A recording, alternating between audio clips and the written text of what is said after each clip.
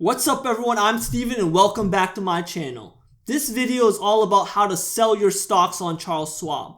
I made a video of how to buy stocks on Charles Schwab a little while back, and some of you were asking about a video on how to sell stocks. So today I'll show you step by step of how to sell stocks on Charles Schwab. One important thing to keep in mind when you want to sell a stock is the tax considerations. If you sell a stock that you've owned for less than 1 year, you have to pay short-term capital gains tax on those profits, meaning you pay tax on the profits at your ordinary income tax rate. If you sell a stock that you've owned for more than 1 year, you have to pay a long-term capital gains tax. This is generally lower than your short-term capital gains tax, and depending on your income, can range anywhere from 0% up to 20%. Now that we've finished the discussion on the tax implications that no one really likes to talk about, I'll show you how to sell your stocks on Charles Schwab.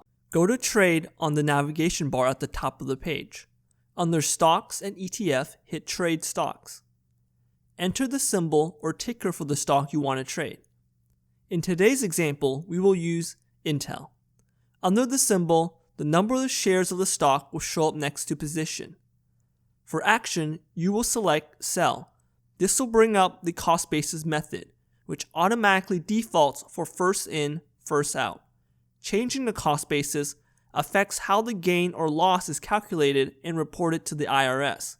To keep it simple and consistent, you can just keep it as a default first in, first out, meaning shares you first acquired first are sold first. If you're selling all of your shares at once, it really doesn't matter which option you choose. Some other options include last in, first out, meaning shares you acquired last are sold first. High cost, share with the highest cost are sold first. Low cost, shares with the lowest cost are sold first. Tax lot optimizer, lots are selected and sold with the objective of taking losses first and gains last, and specified lots. For quantity, enter the number of shares you want to sell. If you want to sell all your shares, you can hit the Sell All button and it will automatically populate all your shares to sell. There is a built-in calculator you can use that can help you determine how much you want to sell. So if you pull up the calculator and you want to sell at least $100 worth, you can enter $100 into the amount, hit calculate, and it'll automatically populate with the minimum number of shares you need to sell to get a minimum of $100. For today, I'll go ahead and sell all. For the order type, a market order will sell at the best current price available on the market. A market order is the recommended order type. It is the easiest to use and executes the fastest. A limit order will allow you to set a price to sell your shares at. So if you set a price for $65 and a buyer is willing to pay $65 per share, the order will execute. The next two order types, a stop or stop limit order, can be a little confusing. A stop order will allow you to set a price that will cause execution.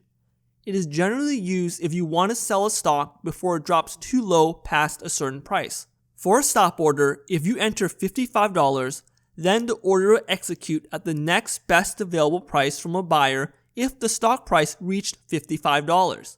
So it can be sold at potentially $55.50, $55, $54.50, and so on. The difference for a stop limit order, you can add a limit.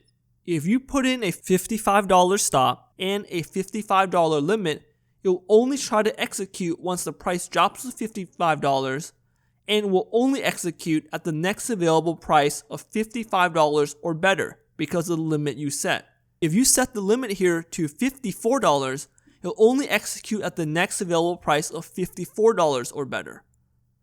Stop and stop limit orders are usually used for short-term trades or volatile stocks that may drop significantly in minutes or hours. For long-term investing and trades, we will stick with the market order. Let's go ahead and go with a market order. Hit Review Order. On the next page, verify that your sell order is correct. You will notice that there is no commission for selling stocks on Charles Schwab, and hit Place Order. And there you have it. You have sold your stock on Charles Schwab. Hope you guys found this video helpful. If you guys did, go ahead and hit that like button and that subscribe button. Hit the notification bell for more videos delivered to you. If you guys have any other comments or questions, feel free to leave those down below, and you guys have a great one.